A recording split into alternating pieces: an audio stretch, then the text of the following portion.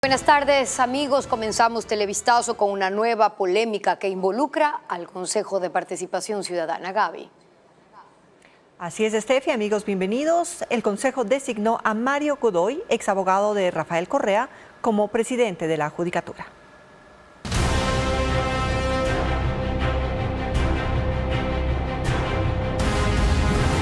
Consejo de Participación Ciudadana y Control Social. La llave del poder.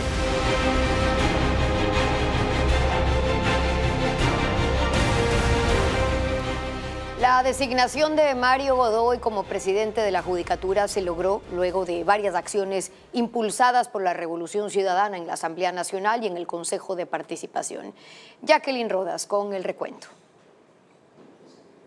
La elección de Mario Godoy como presidente del Consejo de la Judicatura fue el resultado de una serie de acciones impulsadas por el correísmo que empezó un día antes. El martes, el consejero de Participación Augusto Verduga suspendió la licencia de paternidad que había pedido y regresó para apoyar la propuesta de su coidearia Yadira Saltos y tumbar la designación de Dunia Martínez. Ayer, la Revolución Ciudadana jugó su parte en la Comisión de Fiscalización de la Asamblea. Pamela Martínez, Sofía Espín y otros legisladores pusieron contra las cuerdas al presidente Andrés Fantoni y a la vicepresidenta Michelle Calvache para que den paso a la nueva votación. Yo quiero que me lo diga a mí como presidenta de la Comisión de Fiscalización.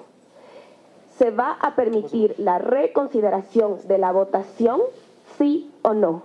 En la noche, el plan se concretó gracias a un inesperado colaborador. El consejero Juan Esteban Guarderas completó con su voto los 5 necesarios para anular la designación de Martínez y repetir la votación. Consejero Juan Esteban Guarderas. A favor. Entonces se emocionó a Mario Godoy, el tercero de la terna enviada por la Corte Nacional. El postulante Godoy, considero que él es el postulante más idóneo para liderar esta institución. Mario Godoy fue elegido con los votos de Verduga, Saltos, Joana Verdesoto y Nicole Bonifaz, la abstención de Guarderas y los votos en contra de Fantoni y Calvache. Realmente es una vergüenza lo que está pasando ahora y que Dios ampare al Ecuador en contra. La sesión tuvo de todo. Señor presidente, esto no está dentro del procedimiento. El orden de la palabra, no grite, señor presidente. No sea impertinente usted, señora consejera, por favor. Usted ha hecho lo que le ha dado la gana en este consejo. ¿Qué le pasa a usted? Duró cerca de 3 horas, incluido un largo receso porque los consejeros se perdieron en medio de la votación. ¿Qué estamos votando en este momento? Ya estamos reconsiderando, ya se aprobó la reconsideración. ¿Vale? Ya se aprobó la reconsideración. Corríjame, señorita secretaria. Consejero Guarderas me parece que tiene razón. Ya se pasó la reconsideración. Pero se necesita que se lea la moción que se presentó. Y di la lectura. La designación de Mario Godoy se envió a la Asamblea Nacional para que fije la fecha de su posesión. Y el nuevo presidente del Consejo de la Judicatura es un abogado que define su especialidad como en temas electorales. Estuvo en la función pública, además defendió a políticos. Fabiola Santana con la experiencia profesional de Mario Godoy. Mario Fabricio Godoy Naranjo es el nuevo presidente de la Judicatura. Quiteño, él es abogado y se graduó en la Universidad Central. Tiene títulos de universidades locales de 4º nivel en Derecho Administrativo, Contratación Pública, Género, Violencia y Justicia y Cumplimiento y Anticorrupción. Durante el proceso de selección fue objetado por su rol en el libre ejercicio y la defensa de procesados por narcotráfico. Su acusador no se presentó a la audiencia de impugnación. También fue abogado de Allen Berbera, expresidente del Consejo de Participación y exabogado de Rafael Correa. Y entre otros políticos defendió al exalcalde de Cayambe, Guillermo Churuchumbi, procesado por concusión. Esto fue cuestionado por los consejeros Michelle Calvache y Juan Esteban Guarderas el lunes durante la presentación de su plan de trabajo. En mi caso muy personal, yo he sido abogado de varios políticos que han estado en diferentes tiendas políticas y de eso de ninguna manera me convierte en adherente permanente o afiliado.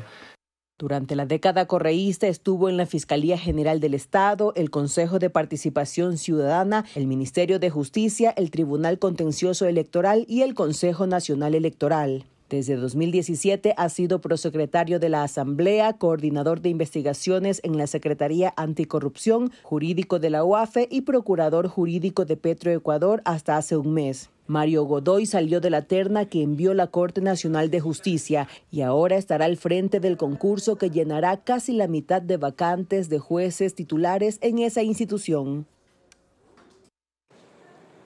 Los enfrentamientos de Daniel Noboa con otros políticos son cada vez más frecuentes. Esta semana con el presidente de la Asamblea, Henry Clonfe, y arremetió contra el alcalde de Guayaquil, Aquiles Álvarez. Luisa María Heredia con el análisis. Uno de los invitados al ring por Daniel Noboa es el alcalde de Guayaquil, Aquiles Álvarez. Durante el enlace radial del lunes, el presidente se refirió a él, sin mencionar su nombre. Aseguró que iba a entregar la garantía soberana que desde hace 3 meses ha solicitado el municipio al Ministerio de Finanzas, para obtener un crédito que le permita dotar de agua potable a Monte Sinaí y sectores aledaños. Pero terminó la frase con una especie de advertencia. Sí se va a dar. Se pasa insultando a todo el mundo, pero vamos a fiscalizar también. Cada metro. ¿Por qué? Porque pues, es una obra gigantesca. Álvarez reaccionó. En su cadena radial semanal le respondió. Sí, él no tiene por qué fiscalizar. Todas las obras son sujetas a fiscalización, más aún si son multilaterales. Lo que pasa es que él quiere politizar el tema de la garantía soberana y que fiscalice más bien a sus ministros que andan anunciando que vienen barcazas confiadas ya con futuros contratos supuestamente adjudicados. Eso es lo que hay que fiscalizar. La confrontación no quedó ahí. Este miércoles, en el acto de firma del compromiso para la entrega de un aval financiero similar al que ha solicitado Guayaquil al municipio de Puerto Viejo, Noboa volvió a arremeter contra Álvarez. Lamentablemente hay otros alcaldes y prefectos que creen que el aval soberano es nomás firmar un papelito y ya está, y ni siquiera agradecen, es más, hasta quieren braviar. Cruces verbales como este o por medio de videos y publicaciones en redes sociales del presidente de Ecuador con otros actores políticos, nacionales e internacionales. Noboa pasó de ser un presidente conciliador, anti nada, como él mismo decía, a ser quien abre los frentes de batalla. En tiempos de precampaña, crear adversarios políticos es una estrategia electoral comúnmente utilizada. Miembros del Partido Demócrata en Estados Unidos insisten en que Joe Biden debe permitir la nominación de otro candidato a la presidencia para las elecciones de noviembre, pero el candidato a la reelección debe decidir, como reporta Pedro Jiménez. Aplausos y reconocimientos a Joe Biden como anfitrión de la cumbre de la OTAN en Washington. Noche de gala en la Casa Blanca con los presidentes y jefes de gobierno de los 32 países miembros. Discursos enérgicos y una imagen de fortaleza para mostrar que es capaz de liderar a Estados Unidos y enfrentar sus desafíos y conflictos en un segundo mandato. Sus seguidores coreaban 4 años más en una concentración de campaña la semana pasada. Y Biden ha dicho que se mantiene en la carrera, intentando frenar las especulaciones sobre la posible renuncia a su candidatura debido a su salud, el mal desempeño en el debate contra Donald Trump y sus 81 años, pues además habrá cumplido 86 al terminar su segundo periodo de gobierno. Lo que no ha cesado, en cambio, es la división dentro del Partido Demócrata, unos alentándolo a seguir y otros pidiéndole que dé un paso al costado. Senadores se reunirán hoy con personal de la campaña de Biden. 5 congresistas le han pedido que se retire. Y apenas ayer, el actor George Clooney, donante del partido, personaje influyente en la recaudación de fondos y muy cercano a Biden, lamentaba diciendo: "No ganaremos en noviembre con este presidente". Mientras que la expresidenta de la Cámara de Representantes, Nancy Pelosi, dejó abierta la duda sobre si la aspiración de Biden por ir a la reelección es definitiva o no, cuando dijo: "Debe tomar esa decisión porque el tiempo se acaba".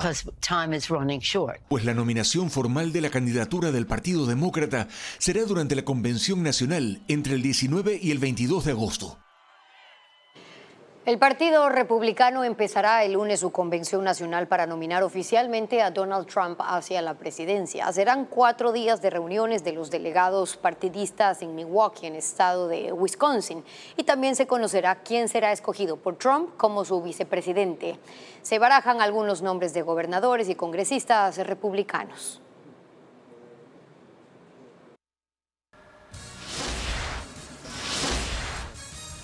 ¿Cómo y dónde inicia la contaminación del río Machangara en Quito?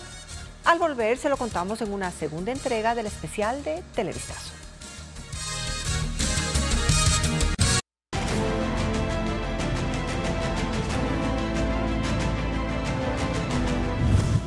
Sangay. ¿Por qué ruge el volcán?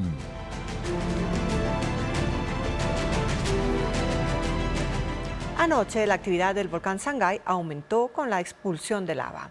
Desde la mañana una columna de ceniza de 1,5 kilómetros de altura se mueve hacia 3 provincias. Diego Cuenca con el informe. Las cámaras del EQ911 captaron la expulsión de lava del volcán Sangay entre las 6 de la tarde y 8 de la noche de ese miércoles. El flujo incandescente descendió 2.000 metros. Según el Instituto Geofísico, ese jueves la nube de ceniza alcanzó una altura de 1,5 kilómetros, que se mueve en dirección al oeste del coloso, ubicado en Morona, Santiago. La Secretaría Nacional de Gestión de Riesgos esa mañana registró leve caída de ceniza en 2 sectores de la parroquia Cebadas del cantón Guamote, en Chimborazo. Además, hay la probabilidad de que caiga polvo volcánico en Bolívar, Los Ríos y Guayas. Esa vez la actividad volcánica no fue ruidosa como ocurrió el martes, cuando el sonido de las explosiones fue escuchado por los habitantes de 5 provincias de la costa y sierra. El Sangay es conocido como el volcán más activo del Ecuador. María Cecilia Largacha informa que hay estudios que certifican su actividad desde principios del siglo XVII.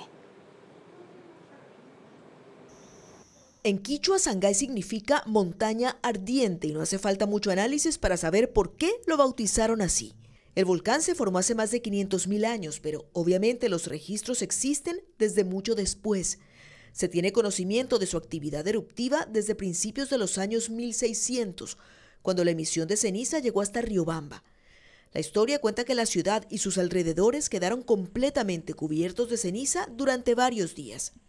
Se sabe también de otra gran erupción en 1728 y después de eso hay registro de al menos 15 procesos más en los que la actividad eruptiva llegó acompañada de emisión de gases, de lava y de ceniza. La fase más reciente de su actividad comenzó en mayo del 2019 y ha sido catalogada como moderada a alta. Se ha registrado emisión de lava y también de material piroclástico que, por ahora, se ha quedado en los alrededores del volcán. En este proceso ha sido frecuente la emisión de nubes de ceniza, que se han desplazado por kilómetros.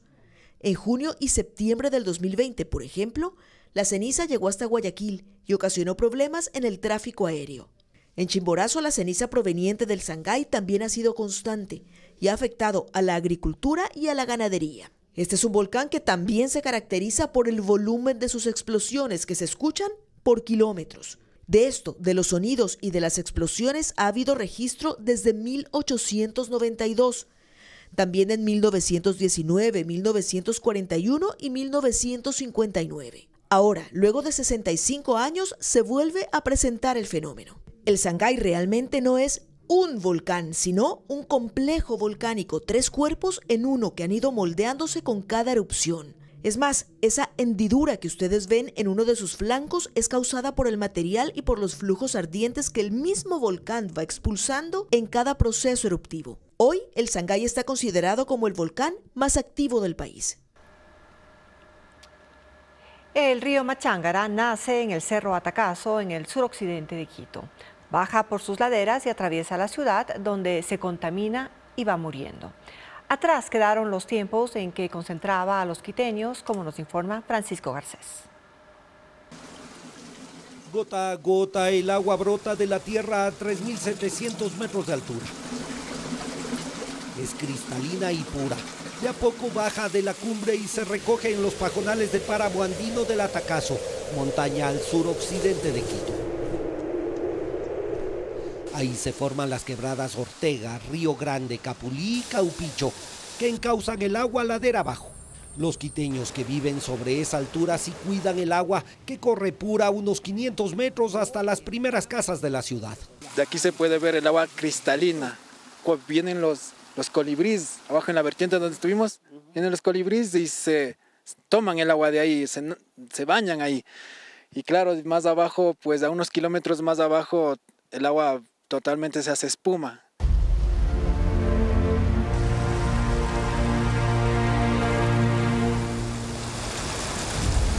Ahí empieza la contaminación de esas quebradas que 9 kilómetros después se unen para formar el Machángara. Ese río está muerto y convertido en vertedero de basura y aguas hervidas antes de nacer. El Machángara circula por túneles bajo las calles y casas del sur de la ciudad. Sale a la superficie en tramos y llega al centro de Quito, al sector de La Recoleta, al pie del Panecillo. Ahí los quiteños hasta la primera mitad del siglo pasado bajaban a disfrutar del río y lavar la ropa en sus claras aguas. Una pena que ninguna autoridad, ningún gobierno, nada ha hecho nada. Han venido, ofrecen sí, pero nadie dice ya pongamos manos a la obra para hacerlo. Porque esto es una parte centro y puede ser un lugar turístico hermoso, pero no. Ahora en el mismo sitio la basura se acumula y el cauce es mucho más ancho de lo que era debido a los vertidos de la ciudad. El agua hoy es 8 veces más turbia de lo que recomienda la Organización Mundial de la Salud. Contiene virus y bacterias capaces de enfermar con el mero contacto y 7 veces más jabones y detergentes de lo permitido. Así el Machángara recorre sus 22 kilómetros, atraviesa el sur y centro de Quito hasta unirse con el San Pedro en Nayón. Es un río muerto que ahora debe ser descontaminado gracias a una decisión judicial que determinó que es sujeto de derechos y que el municipio los violó y lo tiene que reparar. Televistazo presentará cuáles son las fuentes de contaminación del río Machángara. Contiene desde metales pesados hasta químicos caseros. Véalo hoy a las 7 de la noche. De $999.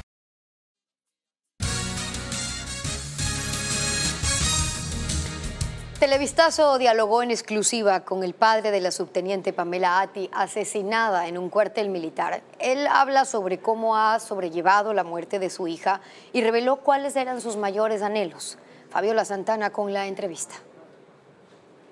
Justicia por Pamela, justicia por... El sábado se cumplirán 2 semanas del femicidio de la subteniente Pamela Atti en un cuartel militar y el dolor en la familia no merma. Su padre recibe a Televistazo en el sur de Quito y por seguridad lo hace en una casa comunal. Él solo llegó portando los retratos, un uniforme de su hija y algunas gorras. Yo no sé si han sido días o han sido noches, pero total como padre me siento muy adolido.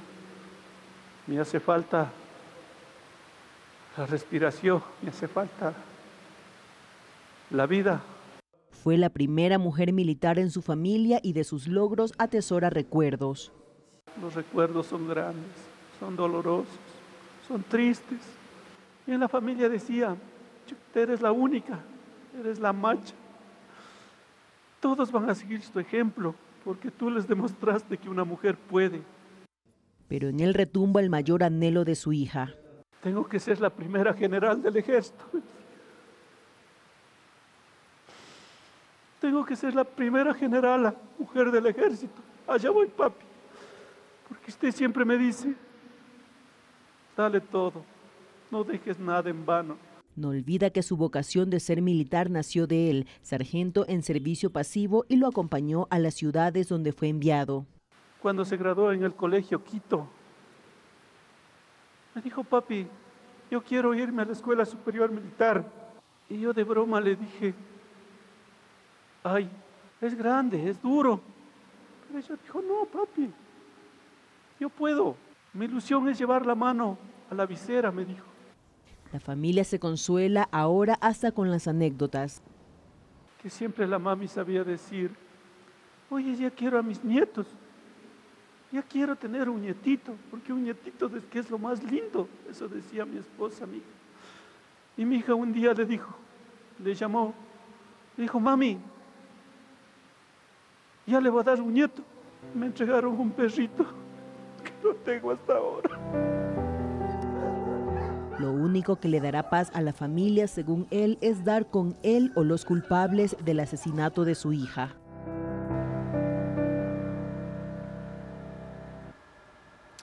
Agentes migratorios y bomberos rescataron a 54 migrantes que cruzaban el río Bravo en su intento de llegar a Estados Unidos. Fueron alertados de un grupo de personas que se arriesgó a cruzar por una montaña y fue arrastrado por la corriente. Luego de 3 horas de búsqueda, los agentes mexicanos y estadounidenses sacaron del río a los 54. Es el salvamento más grande ejecutado en la zona. Esta mañana se reportó un incendio en la parte superior de una catedral gótica en la región de Normandía, en Francia, y se trata de Notre Dame en Rouen, que está sometida a trabajos de restauración. El fuego se inició en la punta de la torre. El incendio fue declarado esta mañana en la catedral de Notre Dame de Rouen, en la región francesa de Normandía, una edificación de más de 1000 años de antigüedad. El fuego se concentró en la llamada aguja en la torre. Es metálica, pero estaba recubierta con planchas de madera y lonas desde hace semanas, debido a trabajos de restauración. La alcaldía asegura que los equipos de emergencia se movilizaron para apagar el incendio, cuyo origen aún se desconoce. El sitio fue evacuado de inmediato para evitar poner en riesgo a visitantes y transeúntes. Este incidente hizo recordar el incendio que consumió buena parte de la Catedral de Notre Dame en París en 2015. En China, un hombre fue sorprendido con 104 serpientes vivas dentro de fundas que escondía en el pantalón. El viajero fue detenido por agentes de aduana cuando pretendía salir de un puerto de Hong Kong hacia la ciudad de Shenzhen. Las 6 bolsas estaban selladas con cinta adhesiva. Cada una contenía serpientes vivas de diferente tamaño y color. China es uno de los mayores centros de tráfico de animales del mundo. En Estados Unidos, un avión Boeing 737-800 canceló el despegue después de que la tripulación reportó que los neumáticos se reventaron. La aeronave de American Airlines que viajaba de Tampa a Phoenix estaba acelerando cuando estallaron las llantas del tren principal derecho. Los pilotos inmediatamente cancelaron el despegue y los 174 pasajeros que salieron ilesos fueron trasladados a otro avión. No se reportaron heridos. El atleta Jan Roos cruzó la mayor distancia en cuerda floja en el mundo. El acróbata y doble cinematográfico recorrió casi 4 kilómetros sobre el estrecho de Messina en el sur de Italia. Jan Roos es una leyenda viviente. El atleta, originario de Estonia, intentó completar una hazaña cruzando el estrecho italiano de Messina sobre una cuerda floja. El lugar se ubica entre la isla de Sicilia y el sur de la península itálica. Ahí se instaló la cuerda de 3.646 metros de longitud entre 2 torres, a 200 metros de altura. Sorteando la fuerza de los vientos de 38 kilómetros por hora y balanceándose, Roos logra el equilibrio perfecto mientras avanza. El 3 veces campeón mundial de deporte tenía un solo objetivo: cubrir la distancia para superar el actual récord mundial de 2.710 metros. Casi 3 horas después de haber iniciado el trayecto, con una concentración extraordinaria y mucha resistencia, faltando solo 80 metros, perdió el equilibrio.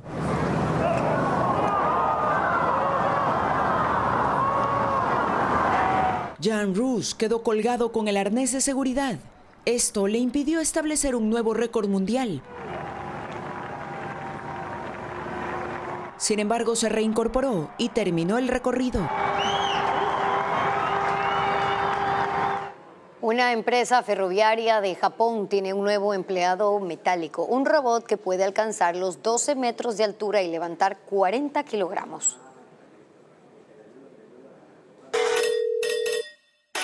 Las líneas ferroviarias de Japón tienen un nuevo empleado que les hace mantenimiento. Es un robot.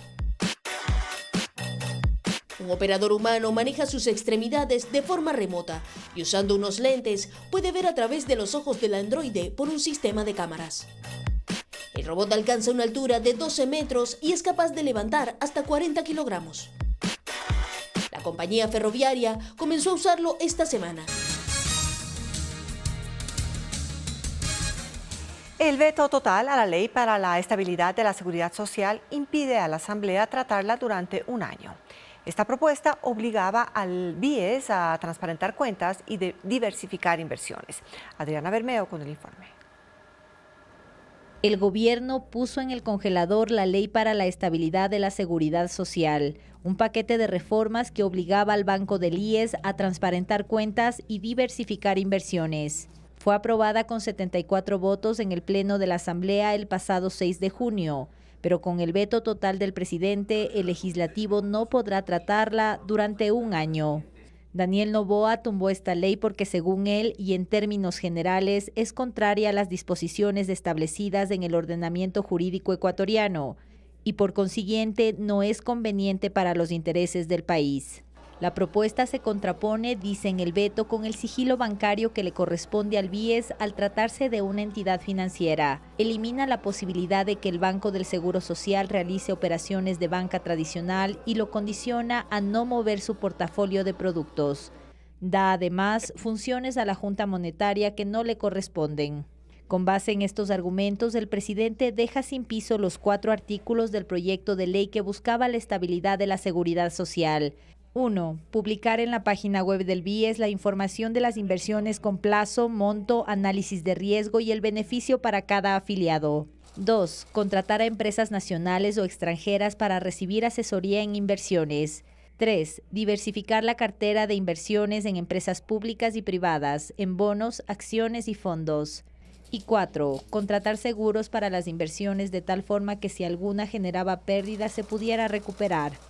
Esto ya no se hará, y las utilidades que genere el BIES se continuarán entregando al Instituto Ecuatoriano de Seguridad Social para incrementar sus fondos, como dispone la ley vigente.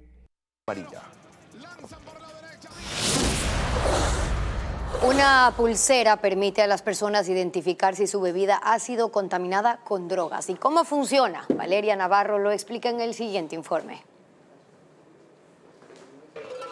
En España, durante las fiestas de San Fermín se estrenó una pulsera que permite identificar drogas en una bebida. Su nombre es Centinela. Puede detectar hasta 22 estupefacientes, entre ellos el éxtasis, LSD y la burundanga. Funciona colocando una gota de la bebida en uno de los paneles de prueba. Tarda de 3 a 5 segundos en dibujar un círculo. Si es naranja, la bebida está contaminada. Si pinta de otro color, está libre de drogas. Esta pulsera se creó para evitar que una persona sea drogada sin su consentimiento con fines delictivos como robos o violaciones. En España, 1 de cada 3 agresiones sexuales ocurre drogando a la víctima. Para desarrollar las pulseras, los científicos tardaron 2 años. Las pruebas se realizaron en un laboratorio de Reino Unido. Los paneles tienen capas impermeables. Hay 2 tipos de pulseras, la de $4 identifica 2 drogas y la de $6, 22. La pulsera también tiene un código QR. Al escanear, geolocaliza al usuario. Si está perdido o desorientado, puede remitir la ubicación a familiares y amigos. Direcciona de manera inmediata al celular el número de emergencia del país. Por el momento, solo se vende en España.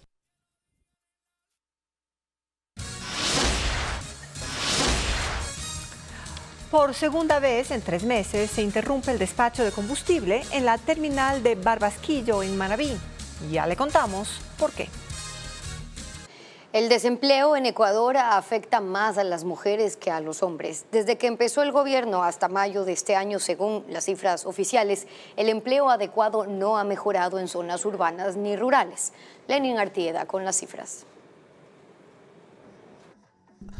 El panorama laboral en el Ecuador tiene sus particularidades, aunque en lo de fondo la realidad es que no hay más empleo en el país. Así, el empleo adecuado urbano cuando inició el gobierno en noviembre del año pasado, según las cifras oficiales del INEC, registraba 2.476.347 personas. Comparado con el valor de mayo, se evidencia una reducción de casi 130.000. Sin embargo, cuando se revisa el indicador de desempleo urbano, ocurre una cosa distinta. Si en noviembre eran 265.405 los desempleados, en mayo esta cifra baja a 257.394. Es decir, hay poco más de 8.000 ecuatorianos que ya no están en el desempleo. La pregunta es, ¿dónde están entonces? La respuesta se encuentra en las cifras de subempleo. En este registro se ubican quienes perciben menos del salario mínimo y trabajan menos de 8 horas diarias, pero que sí quieren y tienen disponibilidad para trabajar más.